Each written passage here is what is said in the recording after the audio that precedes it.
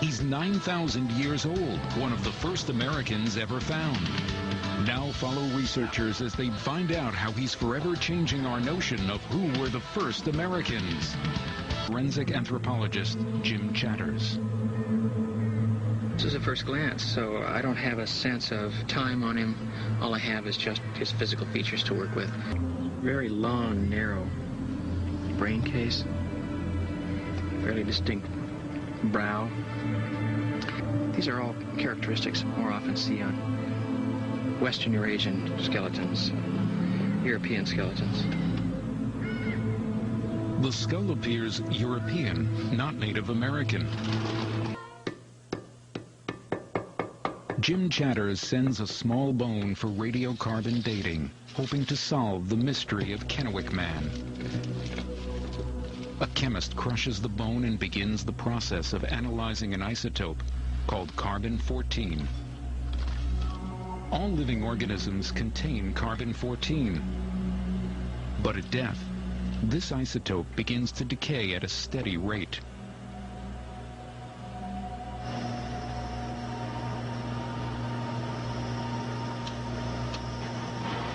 By measuring how much carbon-14 is left, the lab can determine the age.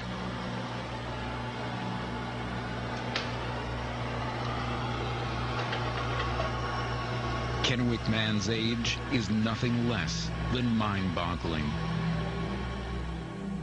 He is over 9,000 years old, a man who lived before 7,000 BC, and one of the oldest and most complete Americans ever found.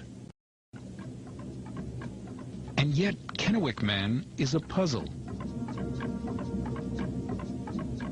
Scientists have long believed that the first and oldest Americans were Native Americans. But with his unusual features, Kennewick Man doesn't look like a Native American. Well, the best way to characterize this is that for most of my career of more than 30 years, I have been following in the tracks of someone, and I thought I knew who I was following. And then finally, with Kennewick Man, I caught up with him, and he turned around, and he wasn't who I expected him to be. The traditional theory of the peopling of the Americas begins during the last ice age, when a land bridge opens up between Siberia and Alaska.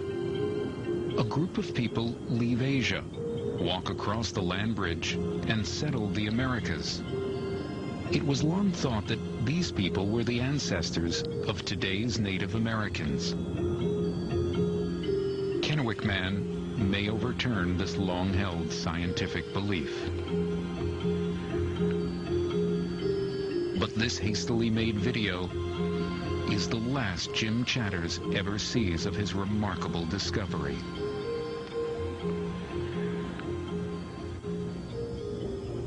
For only 4 days after the radiocarbon date, the skeleton is confiscated by the government. All scientific work stops, as 5 local Native American tribes claim the 9,000-year-old skeleton as their ancestor.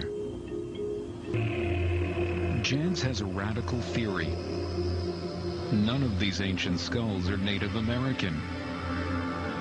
He believes Native Americans migrated from Asia years later. Instead, the ancient skulls may represent 3 or even more earlier immigrant groups. It's a revolutionary idea. Long before Ellis Island, America may have had a multitude of immigrants. A startling new theory arises. The Bering Land Bridge might not be the only path to America. In 1996, archaeologists made one of the most baffling discoveries ever made in North America. This spear point was found in Virginia. When Bruce saw it, he was amazed. It looked identical to those discovered in France.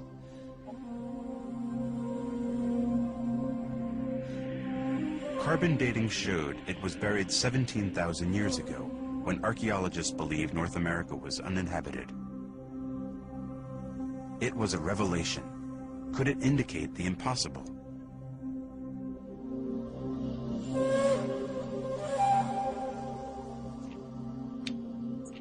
The idea that people may have populated the New World from Europe, the European continent, is so dramatically different from anything I was ever taught that it's almost an unbelievable concept. For almost a century, scientists have believed that North America wasn't discovered until 12,000 years ago, when people from Asia crossed a land bridge from Russia to Alaska. But what Bruce had seen challenged the accepted theory. It was one of those sort of, no, this can't be, and yet, how can it not be? Because it's there. It's right there in front of us. Had Europeans brought their technology to North America 6,000 years before anyone else?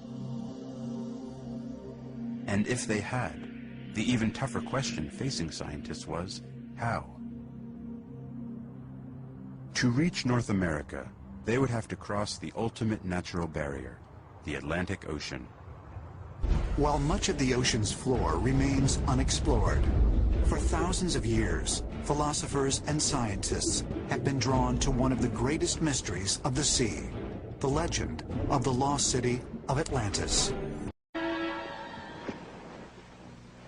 Harvard archaeologist Barry Fell has spent years studying inscriptions and drawings from Mystery Hill and other unexplained ruins in North America. Now, what about some of these inscriptions that have been found? What do they indicate in terms of people's presences in this area? Where are they from? Well, they really tell us that America in ancient times was a melting pot of the races of Europe, just as it is today. Same peoples from all parts of Europe and North Africa, living together, even speaking their own languages side by side, and writing their own inscriptions and their own writing systems. What people came here?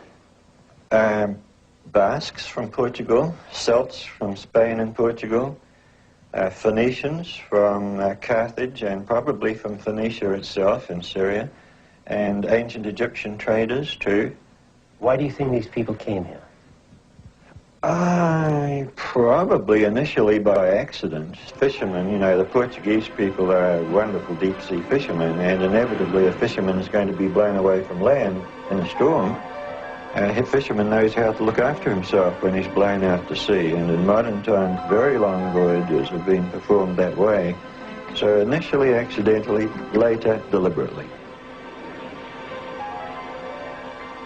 Portugal's dorymen still ply the Atlantic in the kind of small but sturdy craft they've apparently used for centuries. That the ancestors of these fishermen were skilled sailors, few could dispute. Bolzer doubts that a fisherman blown off course would attempt to build a city. He and Fell pursue another line. In other words, there's no doubt in your mind that ancient people from the Mediterranean area came and settled in New England, among other places. No doubt at all. They probably settled all that part of North America that could be reached by ship. That is to say, the whole Mississippi Valley and the branches of the Mississippi. The Mediterranean. At one time, Knossos was her capital, a jewel-like city on the island of Crete. All that's left now are the weather-worn ruins of graceful temples, courtyards, and apartments.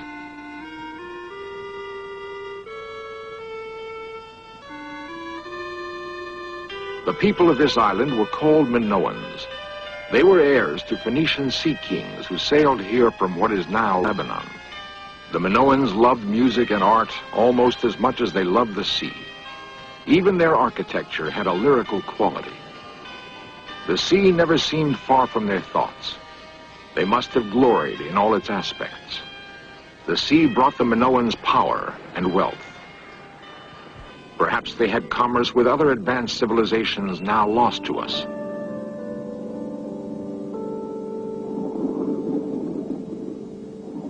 History records that there were catastrophic earthquakes in the Mediterranean basin around 1600 BC. Knossos was by then Queen City of the Mediterranean. She may have been a haven for the refugees of doomed civilizations. If so, the influx of new citizens must have created pressure for expansion. The Minoans already had colonies on the north coast of Africa. and recent evidence discovered underwater in the Caribbean suggests that they had traveled to the Americas. It is nevertheless a radical theory that sailors from a Bronze Age culture could have dispatched the first strange visitors to the New World. Professor Fell, how do your colleagues at Harvard feel about these amazing discoveries you've made? Very mixed feelings. My closest colleagues, who of course support my work and assist me in it, have very positive feelings, and some other colleagues, more particularly concerned with traditional aspects of archaeology, so far have not supported my opinions. Well, how did the ancient Phoenicians get here? They had ships, Dr. Halser, better than those available to Columbus. Here is a carving of the hull of one of them that we found at Mount Hope, Rhode Island.